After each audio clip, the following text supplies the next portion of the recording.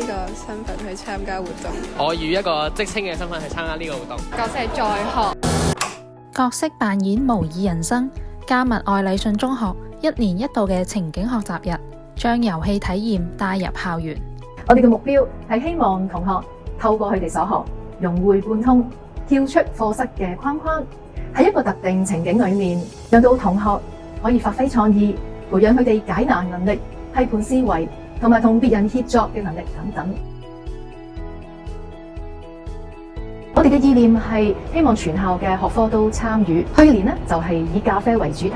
今年就係以健康人生為主題嘅。除咗邊玩邊學嘅情景學習日，學校早在10年前已經開始探索跨學科課程。例如我哋中一級嘅跨人文學科專題研習，中3級嘅科技教育活動日，當然仲有 STEM 嘅跨科課程。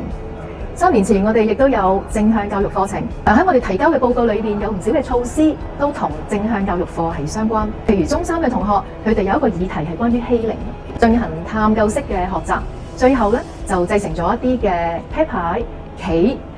唔單止佢哋自己對欺凌呢個議題係好熟悉，亦都可以透過活動將佢哋所學嘅同其他人分享，咁呢個都係好有意思嘅。佢係喺資優界好出名嘅一位 professor，Joseph Russuni， 咁佢提到咧最好嘅學習情況咧，其實有3個 E 嘅 enjoyment、engagement 同埋 enthusiasm。最初係享受先，跟住我越嚟越投入，然後就引發咗我對嗰個學習有嘅熱誠。咁我都好期望同學喺學校裏邊經歷唔同嘅課程，都可以經歷呢3個嘅元素。